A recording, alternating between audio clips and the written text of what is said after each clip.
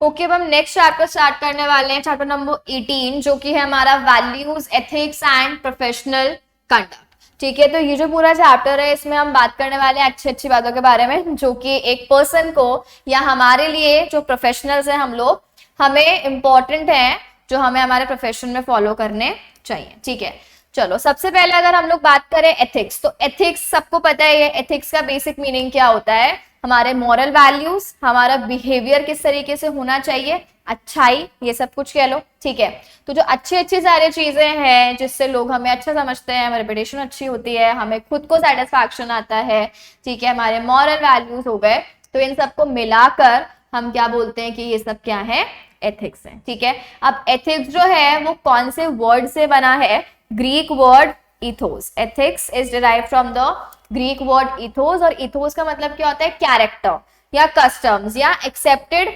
Behaviour, कि एक person को इस तरीके से बिहेव करना चाहिए या इतने सालों से इस तरीके से बिहेव करते चले आ रहे हैं। ठीक है, तो ये सारी चीजें, तो इसमें morality, moral values, principles, rules, standards, जो भी हमसे एक्सपेक्ट किया जाता है एक सोसाइटी में, वो सब कुछ किस में आ जाएंगे, एथिक्स में आ जाएंगे। अच्छा, इसके बाद में हम लोग आ जाते हैं डिफरेंट डिफरेंट टाइप्स के जो एथिक्स होते हैं। अच्छा, जो एथिक्स है हमने उसे 4 पार्ट्स में डिवाइड करा है। सबसे पहला है डिस्क्रिप्टिव, देन है नॉर्मेटिव, देन है मीटा एथिक्स, और फोर्थ है हमारा अप्लाइड एथिक्स। तो सबसे पहले अगर हम लोग बात करें डिस्क्रिप्टिव एथिक्स, तो देखो डिस्क्रिप्टिव एथिक्स ये है कि आपको क्या चीज सही लग रही है, यानी इसमें हम किसके पॉइंट ऑफ व्यू से देख रहे हैं, हमारे खुद के। हो सकता है जो चीज आपको सही लग रही हो, सामने वाले को वो चीज गलत लग रही हो।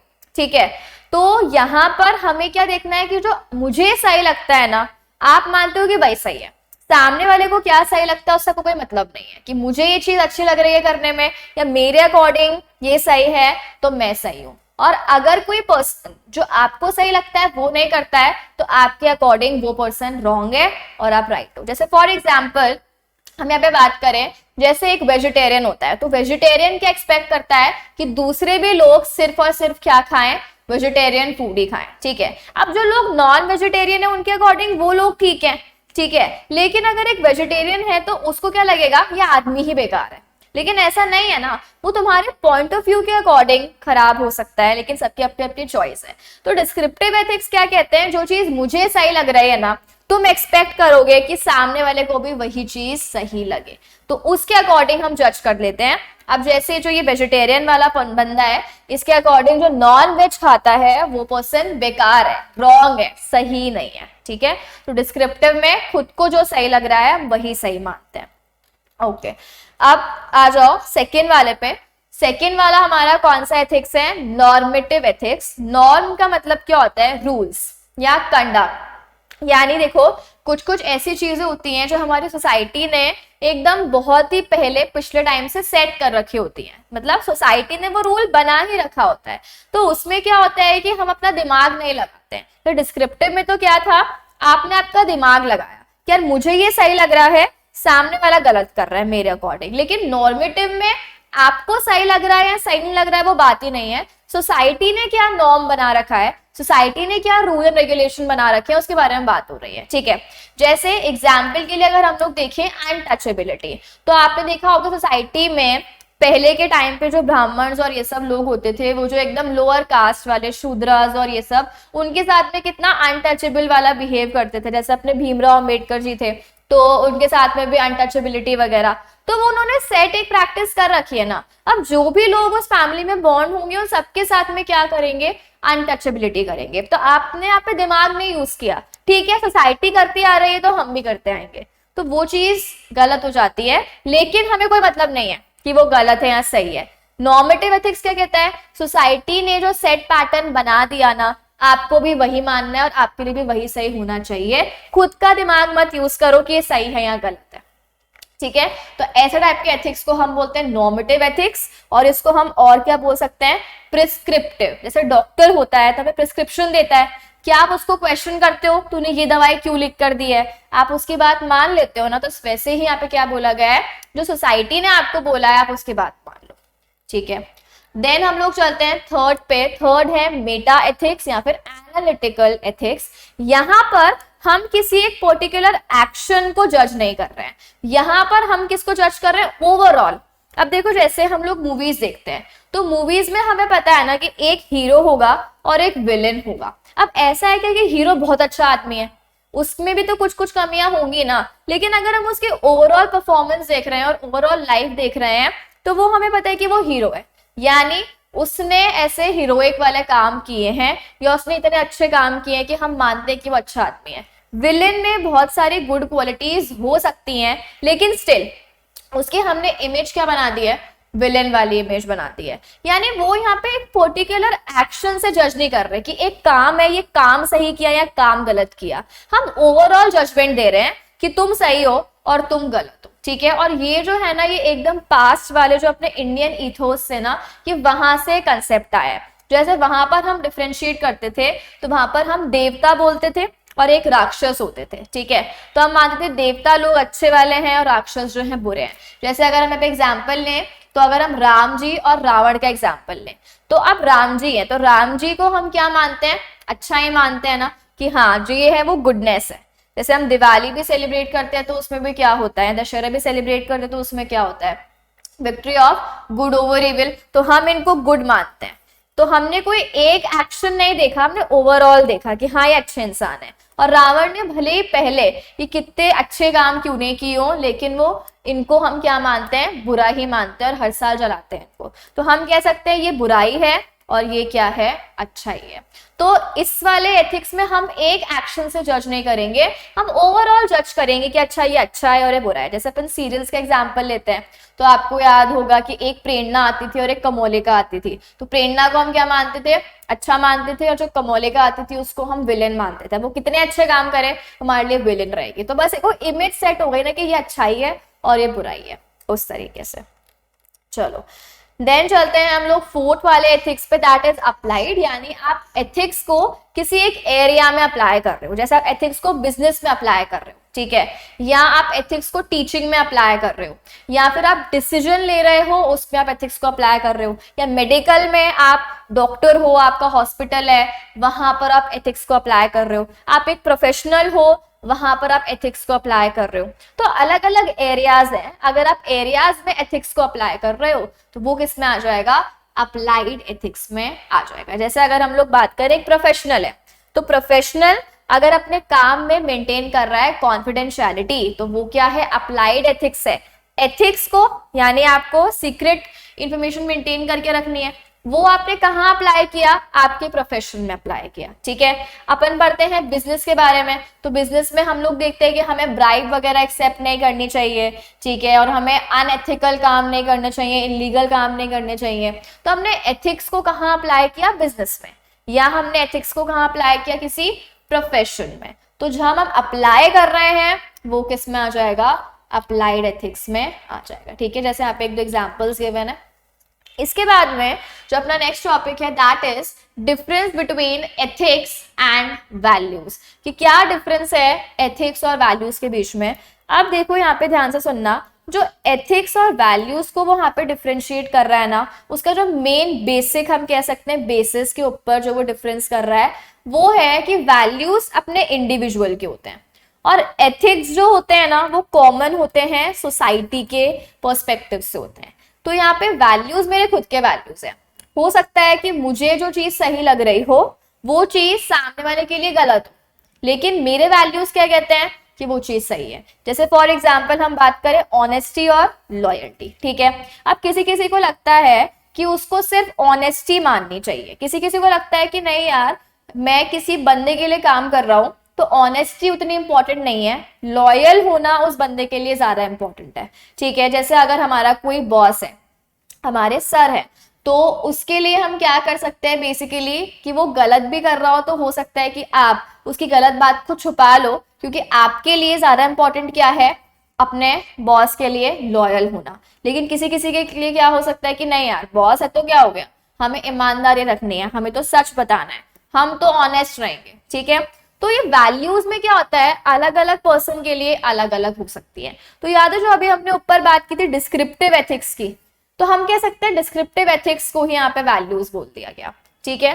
तो ये वाला बेसिकली डिफरेंस है कि वैल्यूज एक इंडिविजुअल की खुद की वैल्यूज होती है जो उसको खुद को ठीक लग रहा है इंडिविजुअल लेवल पे, पर एथिक्स क्या होते हैं किसी की इंडिविजुअल लेवल पे नहीं है, सोसाइटी को इन जनरल क्या लग रहा होता है ना, वो एथिक्स हो जाते हैं। तो हम कह सकते हैं ये माइक्रो लेवल पर है और एथिक्स है मैक्रो लेवल पे। ये इंडिविजुअल हो गए, एथिक्स क्या हो गए, एग्रीगेट। तो वैल्यूज में हो सकता है कि जो आपको सही लगता है वो औरों को सही नहीं लगे, पर एथिक्स में सोसाइटी को मानना ही होता है, ठीक है, तो वो उस अकॉर्डिंग सही होता है। तो उसी चीज को यहाँ पर एक पैराग्राफ फॉर्म में दे रखा है, तो इसको आप रीड कर लेना। अब आ जाओ नेक्स्ट टॉपिक पे।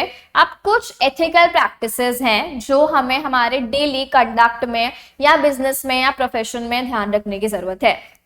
सबसे पहले है बेनिफिसेंस। बेनिफिसेंस का मतलब होता है मोस्ट गुड, यानी आप ऐसा काम करो जिससे सबसे ज्यादा लोगों का भला हो, सबसे ज्यादा लोगों का बेनिफिट हो। यानी अगर आपके पास कोई सिचुएशन आ रही है जिसमें आपके पास ऑप्शंस हैं, तो आप वो ऑप्शन सिलेक्ट करो जिससे सबसे ज्यादा लोगों का बेनिफिट हो सके, ठीक है। जैसे फॉर एग्जाम्पल आपके पास में ऑप्शन है कि या तो आप जाओ और किसी एक बच्चे को इंडिविजुअली पढ़ाओ और उससे फीस लो, या फिर आप क्या करो जितने भी पुअर पीपल हैं उनके जो बच्चे हैं कच्ची बस्ती में रहते हैं या विलेज में रहते हैं, आप उनको पढ़ाओ बिना फीस के।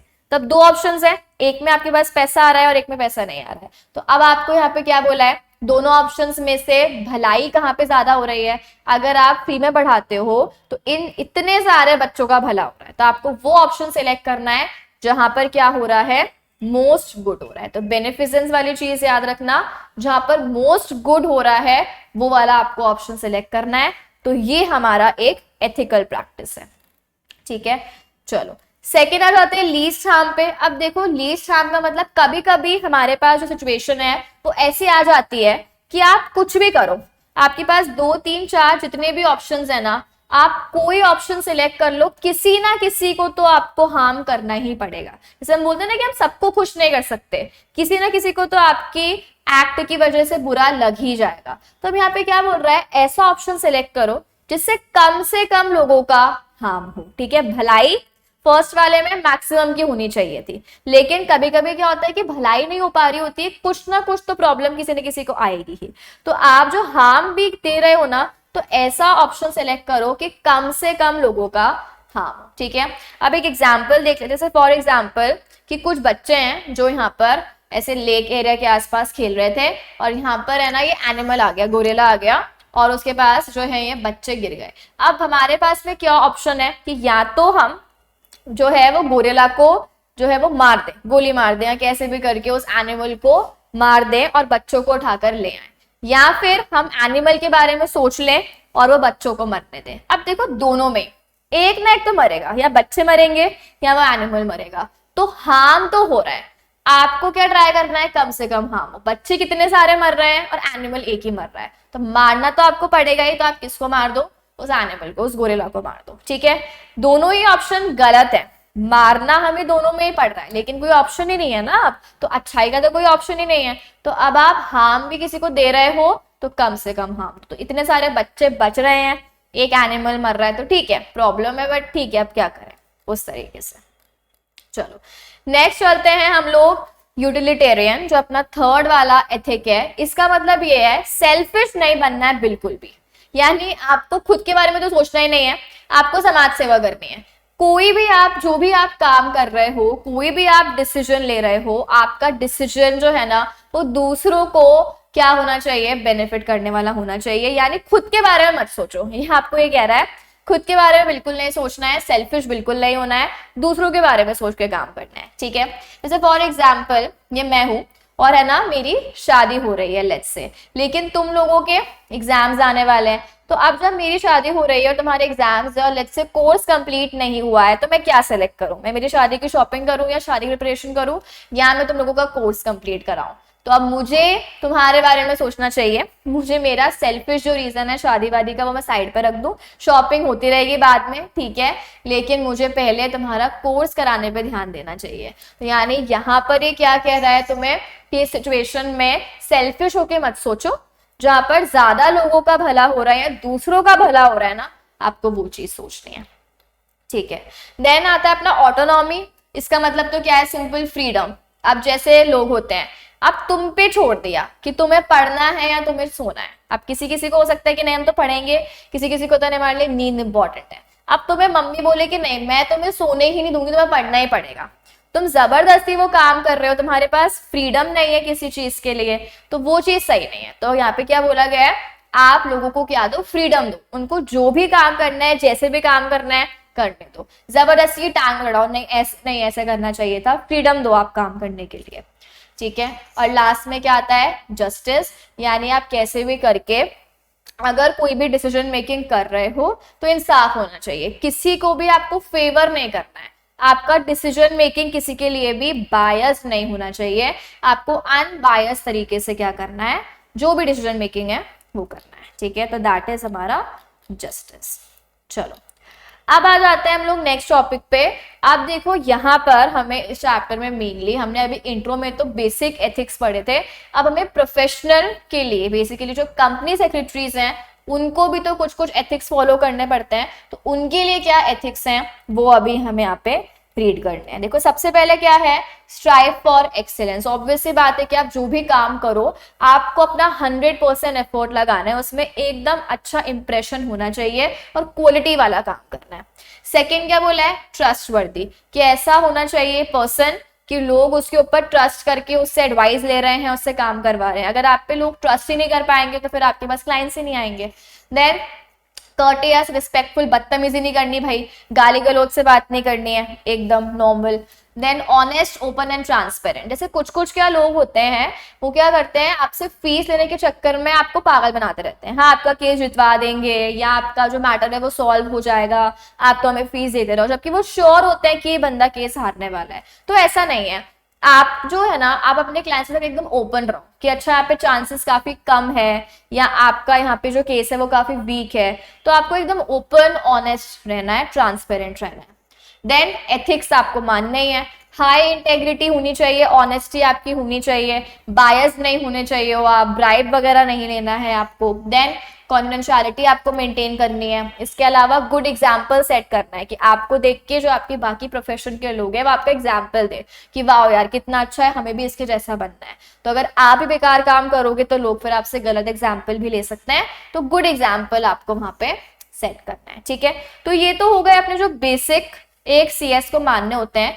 अब है ना ये हमें ICSA यूके में जो सीएस का इंस्टीट्यूट है उसके भी बता रहा है कि वहां पर भी ये जो 4 टाइप के एथिक्स हैं ये फॉलो करने के लिए बोला गया है। तो कौन कौन से हैं, वही वाले सारे हैं। अब ऑब्वियस बात है, देखो सीएस चाहे यहाँ का हो चाहे यूके का हो, मानने तो उसको एथिक्स पढ़ेंगे। तो कौन कौन से एथिक्स हैं यूके के लिए, इंटेग्रिटी, देन हाई स्टैंडर्ड वही जो अच्छी क्वालिटी, जो अभी अपन ने ऊपर स्ट्राइव फॉर एक्सेलेंस देखा था वही आ जाएगा। देन आपको ट्रांसपेरेंसी मेंटेन करनी है और आपका बिहेवियर कैसा होना चाहिए, एकदम प्रोफेशनल, बदतमीजी नहीं करनी है या आप ज्यादा ओवर पर्सनल हो रहे हो, ऐसा कुछ भी नहीं करना है, प्रोफेशनली आपको बिहेव करना है, ठीक है। अब जैसे हमने यहाँ पे ICSA यूके का देखा, सिमिलरली वैसे हमें सिंगापुर का भी CS जो इंस्टीट्यूट है वहां के भी हमें कुछ कुछ एथिक्स के बारे में बता रखा है। अगेन सेम है, लैंग्वेज डिफरेंट है। देखो सबसे पहले क्या बोला है कि जो मेंबर जितने भी हैं सिंगापुर में CS, वहां पे जो इनका इंस्टीट्यूट है CS वालों का, उनका सब कुछ जो भी लॉज रूल्स रेगुलेशंस वगैरह हैं वो सब आपको मानने पड़ेंगे। जो भी आपकी रिस्पॉन्सिबिलिटीज हैं टुवर्ड्स द प्रोफेशन या टुवर्ड्स जो भी आपके क्लाइंट्स, आपको आपकी प्रोफेशनल रिस्पॉन्सिबिलिटी माननी पड़ेगी। यहाँ पर आपको laws and rules and regulations मानने पड़ेंगे, ठीक है। इसके बाद में आपको क्या करना है, जो भी उनके एम्प्लॉयर्स हैं या जो भी उनके क्लाइंट्स हैं उनके इंटरेस्ट को सेफ गार्ड करना है, किसी को भी आपको चीट नहीं करना है, कहीं पर भी आपको इलीगल काम वगैरह नहीं करना है, ठीक है। तो उनके फेवर में, उनके बेनिफिट के लिए आपको काम करना है, ठीक। इसके बाद में ये रिपीट हो गया है। देन जो मेंबर्स हैं उनको कभी भी कॉन्फ्लिक्ट ऑफ इंटरेस्ट वाले सिचुएशन में नहीं आना है, ये हमने बहुत बार बात की है चैप्टर नंबर 12 में। कॉन्फ्लिक्ट अगर आ रहा है, सब्सटैंशियल है, तो आप असाइनमेंट ही लीव कर दो, ठीक है। इसके बाद में वही है कि आपके पास में नॉलेज, स्किल और कॉम्पिटेंसीज का होना बहुत ज्यादा इंपॉर्टेंट है, और आपको ऐसा कोई भी काम नहीं करना है जिसकी वजह से इंस्टीट्यूट की रेप्यूटेशन पर किसी भी टाइप का हार्म आए, तो ऐसा कोई काम आपको नहीं करना है। तो ये सारी बातें हमें ध्यान पे देनी है, ठीक है। चलो अब हमने सिंगापुर का देख लिया और यूके का देख लिया, अब हम किसे देख लेते हैं, अपने जो इंडिया वाला ICSI है उसका भी क्या क्या कोड ऑफ कंडक्ट है वो हम देख लेते हैं। ऑलमोस्ट सेम ही है सबका। सबसे पहले क्या बोल रहा है, फेयर डीलिंग, यानी आपके जो भी अपॉर्चुनिटीज या प्रोफेशनल वर्क आप ले रहे हो वो आपकी खुद की कैपेबिलिटी के अकॉर्डिंग आना चाहिए। ऐसे नहीं कि आपने किसी से मांगा है या किसी को ब्राइब कर रहे हो या आप कह रहे हो मैं कम फीस ले लूंगा, काम दे दे प्लीज, इस तरीके से आपको काम नहीं करना है, ठीक है। देन आता है अपना सेकंड, प्रोफेशनल अपॉर्चुनिटी। अगेन आपके पास में जो भी अपॉर्चुनिटीज आ रही हैं वो आपकी मेहनत और आपकी कॉम्पिटेंस की वजह से आनी चाहिए। ऐसा नहीं कि किसी और की अपॉर्चुनिटी है और आप छीन रहे हो उसको ब्राइब करके। किसी और CS के पास कोई मैटर या कोई टेंडर जा रहा था पर आपने क्या करा, ब्राइब खिलवा के या कैसे भी करके उसके अगेंस्ट में कुछ बोल के या नेगेटिव पब्लिक ओपिनियन बना दिया और आपने उसका काम छीन लिया। नहीं, आपके पास अपॉर्चुनिटी अगर आ रही है तो वो वैलिड और फेयर मीन से आ रही है तो ही लेना, किसी और की अपॉर्चुनिटी आपको ऐसे छीननी नहीं है। Then mistakes of other solicitor. अब कुछ कुछ लोग क्या होते हैं, दूसरों की गलती होती है ना तो उनको हेल्प नहीं करते, उसका फायदा उठाते हैं और उनको ब्लैकमेल करते हैं। तो अगर आपको लग रहा है कोई और CS है उसने कोई मिस्टेक कर दी है तो आप उसकी हेल्प करो, ना कि आप उसकी गलती का क्या उठा रहे हो, एडवांटेज, और उसको ब्लैकमेल कर रहे हो कि तू मुझे ब्राइब कर, ऐसे कर वैसे कर। तो आपको किसी भी सॉलिसिटर की गलती, यानी जो भी दूसरे लॉयर्स हैं, एडवोकेट्स हैं या CS प्रोफेशनल्स हैं, उनकी गलती जो है उनकी हेल्प करो, इंप्रूव करने में हेल्प करो, ना कि उनको उनके अगेंस्ट में यूज करो। देन हमें पता है कॉन्फिडेंशियलिटी बहुत बार पढ़ चुके हैं। इनएडवर्टेंट डिस्क्लोजर्स क्या होता है कि अगर गलती से, याद है हमने टॉपिक भी रीड किया था कि कुछ कुछ लोग होते हैं जो बोलते हैं यार मैं बताना तो नहीं चाह रहा था बट गलती से मेरे मुंह से निकल गया पब्लिक एनवायरनमेंट में या सोशल एनवायरनमेंट में, तो वो भी आपको नहीं करना है। देन है अवॉइड कॉन्फ्लिक्ट ऑफ इंटरेस्ट। पता है हमें अंडरटेकिंग का मतलब होता है प्रॉमिस। अगर आपने अपने क्लाइंट को कोई भी प्रॉमिस किया है कि आप इतने टाइम में ये काम कंप्लीट करके दे दोगे या जैसा भी है, आपको वो प्रॉमिस फुलफिल करना पड़ेगा। प्रॉमिस वो करो ही मत जो आप फुलफिल ही नहीं कर सकते हो, ठीक है। देन आता है इंटेग्रिटी ऑफ एविडेंस। अब देखो चाहे आप ऑडिट कर रहे हो चाहे आप कोई भी टाइप की अटेस्टेशन सर्विस कर रहे हो, आपको एविडेंसेस मिलना इंपॉर्टेंट है। तो आपकी ये ड्यूटी बनती है कि आप मेक श्योर करो कि जो भी एविडेंसेस हैं वो एकदम ट्रू एंड फेयर है, ठीक है, वो एकदम करेक्ट एविडेंस है। ऐसे नहीं कि बस ऑब्लिगेशन उतारनी है तो कुछ भी एविडेंस कलेक्ट कर लिया। नेक्स्ट आता है क्लाइंट के डॉक्यूमेंट्स आपके पास जो भी आ रहे हैं अगेन कॉन्फिडेंशियल उनको मेंटेन करना है, उनकी इंफॉर्मेशन लीक नहीं करनी है और प्रॉपर उनको वेरीफाई करना है। और आप किसी भी दूसरे पर्सन के साथ अगर आप डील कर रहे हो तो अगेन अपनी नॉलेज, स्किल और कॉम्पिटेंस यूज करनी है। कुछ भी ऐसे गलत प्रैक्टिस में इन्वॉल्व नहीं होना है या फिर उनकी गलतियों का आपको फायदा नहीं उठाना है। और उसके बाद में लास्ट है हमारा एंटी डिस्क्रिमिनेशन एंड हैरेसमेंट। जैसे मान लो आप प्रोफेशनल हो और आप किसी कंपनी की ऑडिट कर रहे हो और आपको पता है कि वो कंपनी इन्वॉल्व है, ठीक है, ऐसे डिस्क्रिमिनेशन में या हैरेसमेंट में, तो आप उसको बता नहीं रहे हो, यानी आप नॉन कंप्लायंस को रिपोर्ट नहीं कर रहे हो, आप उसका साथ दे रहे हो, आप चुप हो, तो वो भी नहीं करना है। तो ना आपको खुद को ऐसा हैरेसमेंट करना है, ना कोई अगर आपका क्लाइंट कर रहा है तो आपको सपोर्ट भी नहीं करना है, ठीक है। तो आपको इन सब एक्टिविटीज से एकदम दूर रहना है, कोई कर रहा है तो उसकी रिपोर्टिंग करनी है। चलो अब चलते हैं हम लोग नेक्स्ट टॉपिक पे। नेक्स्ट हमारा टॉपिक है एथिकल डिलेमा। देखो डिलेमा का मतलब क्या है, एक ऐसी सिचुएशन जहां पे हम एकदम कंफ्यूज हो जाते हैं कि हमें क्या करना चाहिए, ठीक है। जैसे अभी याद है मैंने ऊपर एक एग्जांपल लिया था जहां पर मेरी शादी होने वाली थी, होने नहीं वाली है बट ठीक है एग्जाम्पल लिया था। तो हमने जो भी एग्जाम्पल लिया था उस एग्जाम्पल में दो ऑप्शन थे, या तो मैं आपको यहाँ पे आके कोर्स कंप्लीट कराऊं या मैं मेरी शॉपिंग वगैरह कंप्लीट करूं। तो मेरे पास एक डिलेमा वाली सिचुएशन थी कि मैं खुद के बारे में सोचूं या मैं दूसरों के बारे में सोचूं, ठीक है। तो डिलेमा बेसिकली क्या होता है, एक ऐसी सिचुएशन होती है जहां पर आपके पास दो ऑप्शन है और आप डिसाइड ही नहीं कर पा रहे हो कि आपके लिए आपको कौन सा ऑप्शन सेलेक्ट करना चाहिए, ठीक है। तो उस सिचुएशन को हम बोलेंगे एथिकल डिलेमा। तो ऐसे सिचुएशन में आपके पास में जो ऑप्शन है वो आपके पास क्या ऑप्शन है कि आपके पास जितने भी टाइप के ऑल्टरनेटिव्स अवेलेबल हैं आप उन सारे ऑल्टरनेटिव्स को क्या करो, इवैल्युएट करो, ठीक है। और इवैल्युएट करने के बाद जो आपको लग रहा है सबसे बेस्ट ऑल्टरनेटिव उसको आपको सिलेक्ट करना है, ठीक है। अब देखो दो डिलेमास होते हैं, एक होता है इजी डिलेमा और एक होता है कॉम्प्लेक्स। इजी डिलेमा में तो एकदम सिंपल है, आपके पास दो ऑप्शंस हैं, एक राइट है और एक रॉन्ग है, यानी आपको पता है एक चीज सही है और एक चीज गलत है। तो वहां पर आपके लिए चॉइस करना इजी हो जाता है कि आप गलत को एलिमिनेट करके सही को चूज कर सकते हो। लेकिन जो आपका कॉम्प्लेक्स डिलेमा है ना उसमें दोनों ही सही है, ठीक है, दोनों ही सही है का मतलब दोनों ही ऑप्शंस राइट है, आपको कुछ भी रॉन्ग नहीं लग रहा, कुछ भी अनएथिकल या इलीगल नहीं है, दोनों ही चीजें सही हैं। लेकिन आपको समझ ही नहीं आ रहा है कि यार दो सही में से मैं कैसे सिलेक्ट करूं। तो दैट मीन सिचुएशन कैसी है, राइट वर्सेस राइट की सिचुएशन है। तो उस सिचुएशन में आपको क्या चीजें डिसाइड करनी है बेसिकली, कि मुझे कौन सा ऑप्शन सिलेक्ट करना चाहिए। तो अब ये वाला प्रॉब्लम जो है वो आपका डिलेमा का है। तो मैं आपको यहाँ पे हमने ऑप्शंस बता दिए, या हमने आपके तरीके से हम कह सकते हैं कि गाइडेंस दे दी कि आप किस तरीके से उस एथिकल डिलेमा को सॉल्व कर सको। हाँ, तो अब देखो जो फर्स्ट ऑप्शन है हमारे पास में that is and based. And based का मतलब है कि आपको वो ऑप्शन सिलेक्ट करना है जिस ऑप्शन की वजह से सबसे ज्यादा लोगों का गुड हो। अभी हमने ऊपर बात की ना बेनिफिसेंस के बारे में, वहां पर भी क्या था, सबसे ज्यादा लोगों की भलाई होनी चाहिए। तो आप वो ऑप्शन सिलेक्ट करो जिसमें सबसे ज्यादा गुड हो रहा है मोस्ट पीपल के लिए। ठीक है, इसके बाद में आता है सेकंड है रूल बेस्ड। रूल बेस्ड का मतलब है आप इस तरीके से चॉइस लो कि वो एक स्टैंडर्ड बन जाए, कि लोग आपको देख के आपको एग्जाम्पल दे कि अच्छा ये इतनी महान है, इसमें इस सिचुएशन में इतना टफ डिसीजन मेकिंग किया या ये डिसीजन लिया, हमें भी कुछ सीखना चाहिए।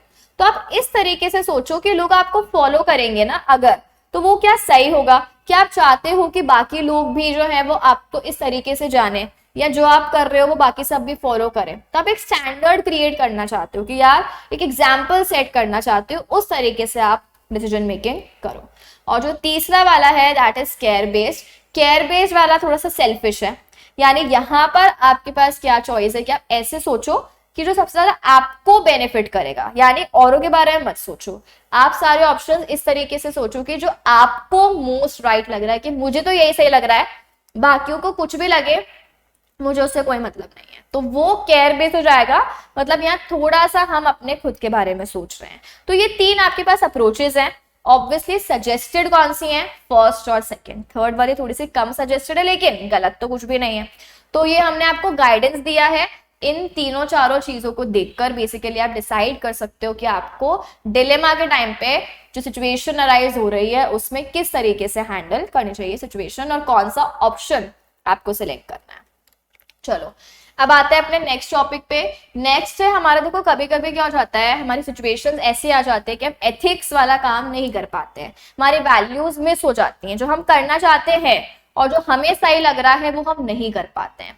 देखो कब कब, सबसे पहले क्या बोला, conflict between organisational and individual goal. कभी कभी क्या होता है, हमसे ऑर्गेनाइजेशन कुछ और एक्सपेक्ट कर रहा होता है और हमारा खुद का कुछ और गोल होता है। जैसे फॉर एग्जाम्पल तुम चाहते हो कि तुम कम टाइम के लिए काम करो या फिक्स्ड वर्किंग आवर्स के लिए काम करो, पर मान लो अगर उस टाइम पे जो है वो फेस्टिव सीजन हो गया या कुछ भी ऐसा एनवायरनमेंट है कि आपकी एक्सपेंशन हो रहा है, ग्रोथ हो रही है, वर्कलोड ज्यादा है, तो ऑर्गेनाइजेशन आपसे क्या कहेगा कि आपको ज्यादा काम करना चाहिए, पर आपको तो कम काम करना है। तो आपका गोल अलग हो गया और ऑर्गेनाइजेशन का गोल अलग हो गया। तो वहां पर आपकी वैल्यू क्या कहती है, नहीं मुझे तो वर्क लाइफ बैलेंस करना है। ऑर्गेनाइजेशन क्या कहता है, ओवर टाइम करो। तो आप वो काम नहीं करना चाहते, तो आपके वैल्यूज अलग हो गए, ऑर्गेनाइजेशन के वैल्यूज अलग हो गए। ठीक है, आपको क्या लग रहा है, इतने पैसे में मैं इतना काम क्यों करूं, तो आप वो मन से काम नहीं करोगे, फिर आप क्या करोगे, ऐसे ही बस ठीक है एक ऑब्लिगेशन समझ के काम कर लोगे, तो अलग अलग हो जाएगा। इसके बाद में देखो हर एक इंडिविजुअल है तो उसका कल्चर, वैल्यू, बैकग्राउंड अलग अलग होता है, सबकी पर्सनालिटी और थिंकिंग और मेंटालिटी अलग अलग होती है। ठीक है, तो किसी किसी के लिए प्रॉफिट इंपॉर्टेंट है, किसी किसी के लिए सोशल वेलफेयर इंपॉर्टेंट है, एथिक्स इंपॉर्टेंट है, तो सबका अलग अलग वैल्यूज एंड बैकग्राउंड है। इसके बाद में वही है, जो थर्ड वाला है वो भी सेम ही है, सबका ह्यूमन नेचर अलग अलग होता है। तो किसी के लिए कोई चीज, किसी के लिए ब्राइब देना सही भी हो सकता है कि यार ऐसे हम एनवायरनमेंट में रहते हैं कि बिना ब्राइब के कुछ हो ही नहीं सकता है, तो उनके लिए वो चीज सही है। किसी किसी को क्या लगता है, हम खाना नहीं खाएंगे, भूखे मर जाएंगे, पर ब्राइब या इलीगल काम नहीं करेंगे, ब्लैक मनी नहीं आना चाहिए, तो उनके लिए वो सही है। ठीक, इसके बाद में आता है एम्बिशन एंड डिस्क्रिमिनेशन। अब देखो कभी कभी क्या होता है, ऑर्गेनाइजेशन में हमें एथिकल चीजें हम करना चाहते हैं पर हम वो अनएथिकल चीजें करने में मजबूर हो जाते हैं। यानी आपका मान लो जो आपका सुपीरियर है, जो आपका बॉस है, वो आपको क्या बोलता है, जल्दी से जल्दी टारगेट्स कंप्लीट करके ही दो, हमें कैसे भी करके ही दो। तो तब आपको कभी कभी क्या लगता है कि अनएथिकल तरीकों से या ब्राइब वगैरह करके आपको काम करवाना ही पड़ता है। आप नहीं चाहते हो पर आपके ऊपर वर्क का प्रेशर है, आपको खुद को प्रूव करना है, तो इसीलिए आपको कभी कभी अनएथिकल काम करना पड़ जाता है। ठीक है, तो वो वाला फैक्टर भी है। तो that is pressure from management. इसके बाद में आ जाता है हमारा कॉन्फ्लिक्टिंग वैल्यूज है। तो वही वाली सिचुएशन है जब ऑर्गेनाइजेशन और आपके जो गोल्स हैं या आपके सुपीरियर और आपके सबॉर्डिनेट गोल्स एक दूसरे से मैच नहीं कर रहे हैं, ठीक है। देन आता है अपना नेगोशिएशन स्किल्स। यहाँ पे देखो ऐसा हो सकता है कभी कभी कि हम किसी पार्टी के साथ में डील कर रहे हैं, तो उस सिचुएशन में हमें डील करते टाइम कुछ ना कुछ अनएथिकल चीजें एक्सेप्ट करनी पड़ जाती हैं, क्योंकि हम चाहते हैं कि हमें वो प्रोजेक्ट मिल जाए। तो मतलब जिसके साथ में ज्वाइंट वेंचर करना चाहते हो या प्रोजेक्ट में एंटर करना चाहते हो, वो सिर्फ प्रॉफिट पे बिलीव करते हैं, वो एनवायरनमेंट, सीएसआर, सस्टेनेबिलिटी इन सब में बिलीव नहीं करते हैं। तो आप चाहते हो कि प्रोजेक्ट मिले, तो आपको अपनी वैल्यूज कॉम्प्रोमाइज करनी ही पड़ेंगी। आपका भी मेन फोकस सिर्फ प्रॉफिट हो जाएगा उसके बाद में, तो वो नेगोशिएशन वाली चीज है। चलो, अब बताया है कि जो एविल्स थे, यानी जो हमने ऊपर ये सब बात की है कि हमारे वैल्यूज का, एथिक्स का लॉस हो जाता है, उसको किस तरीके से हम लोग डील कर सकते हैं। तो सबसे पहले क्या बोला है, सेटिस्फैक्शन। यानी आपके पास में जो भी चीज है, आप थोड़ी सी ना ज्ञान की बातें करने वाला है, तो आपके पास में जो भी चीज है ना, आप उससे सेटिस्फाइड रहो। लोग क्या होते हैं, कभी भी सेटिस्फाइड नहीं रहते हैं, उनको और चाहिए, फिर वो लालच करते हैं, डिजायर्स उनकी बढ़ती जाती हैं, और जितनी ज्यादा डिजायर होगी फिर आप उतना ज्यादा अपनी वैल्यूज को कॉम्प्रोमाइज करोगे मनी के चक्कर में, ठीक है। तो इसीलिए क्या बोला, आप सेटिस्फाइड हो। जैसे अभी हमने ऊपर बात की ना कि आपको प्रोजेक्ट चाहिए था, तो आपने वैल्यूज कॉम्प्रोमाइज कर ली। आप अगर प्रोजेक्ट को ही छोड़ देते तो आपको वैल्यूज कॉम्प्रोमाइज करनी पड़ती ही नहीं। तो आप सेटिस्फाइड हो जाओ आप जहां पर भी हो, ठीक है।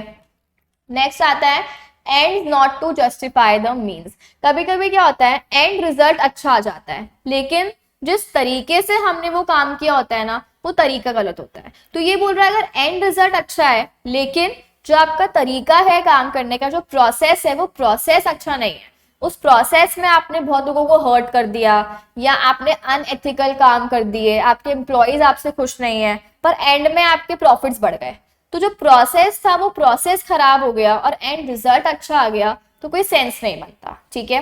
तो आपका प्रोसेस यानी आपका तरीका वो काम को करने का और एंड रिजल्ट दोनों ही वैलिड होने चाहिए। इसके बाद में आता है एथिकल लीडरशिप।